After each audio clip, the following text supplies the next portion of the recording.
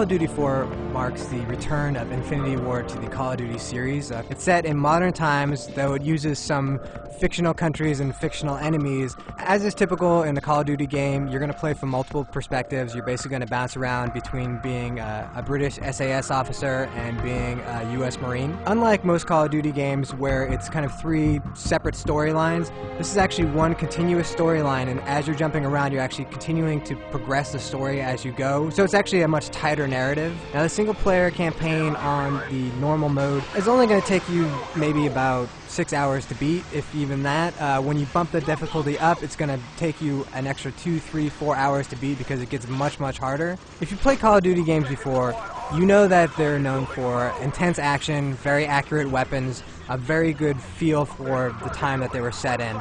That's the same case now, even though it's in modern combat. All the weapons feel really accurate, and what's really important is that all of the squad AI has been upgraded. So there's no squad command that's not set up like Rainbow Six or, Brothers in Arms, where you have to tell your squad where to go. And you don't need it because the squad AI is so good that they fight as realistic as you can imagine. In fact, they save your lives a lot of times. There'll be grenades that'll be thrown at your feet, and you'll see your squad mate grab it, pick it up, and throw it back at the enemy.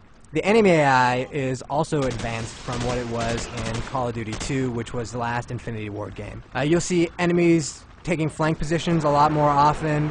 There are still going to be those stupid terrorists that'll run straight at you, or that'll just keep bobbing up and down behind cover. But for the most part, they actually fight intelligently, so they're going to use a lot of suppressing fire to keep you from being able to move, but at the same time, they're going to chuck grenades in there so that you have to move. So it does become a lot more of a challenge. What's really good about the single player is that there's a great variety in the mission structure. Instead of just always, going around and shooting enemies, you're going to have a lot of variation to those mission structures. So there's one time where you're going to be in a helicopter and you're just on a gun in the helicopter and you're just blowing up guys on roofs. There's one mission where you're actually in this really advanced gunship that the military actually uses, where all you see is just, you're looking down at a screen, you see little white dots that are people, and you're just blowing them up with different caliber guns, and you see these huge explosions, and you actually see the little guys flying left and right, and it's very eerie because you'll hear your co-pilot just saying things like, boom. Blew that one up. Oopsie daisy. And also there's a sniper mission where you actually get to go hardcore sniper, where you actually see the effect of the wind on the bullet because you're doing a long-range sniper shot. You have to worry about the Coriolis effect, which is basically from the rotation of the Earth. So you have to adjust your long-range sniper shot to these things just as a real sniper would have to do. So there's a lot of reason to replay the single-player mode. Once you beat it the first time, you unlock something called Arcade Mode, which is basically the same game, except now you're getting points for every kill that you do, every stylish kill that you do, every dog whose neck you snap. So even though it is relatively short, you're probably going to play through it at least twice. The bulk of your playtime is going to be devoted to the multiplayer mode, and Call of Duty 4 has awesome multiplayer. Right out of the box, it has 16 maps. It has technically 13 different modes of play. All throughout those maps, there's going to be player and ranked matches, and pretty much like Halo, where the ranked matches are going to have you playing through a playlist that Infinity Ward has set up. There should be a little bit more variety than there is in Halo, though. Infinity Ward doesn't plan to be as restrictive, so you should be able to see all the different modes and all the different maps and really enjoy them all. Now, you got your standard stuff, like you've got free-for-all, you've got team deathmatch. You've also got some other really cool stuff, like you have a version of Capture the Flag where instead of a flag, it's a bomb. It's sort of a very Counter-Strike setup where one team is going to get the bomb, the other team has got to defend the location where we're trying to plant the bomb. But there's a different version of this mode called Sabotage, in which there's one bomb, but each team has a headquarters. So you're basically fighting over this one bomb, and you each have to destroy the other person's headquarters. And this back and forth can actually go on for 15 or 20 minutes as the bomb is constantly dropped and picked up. And then there are some variants to the modes. There's a hardcore version, which you can put on any of the modes and any of the maps.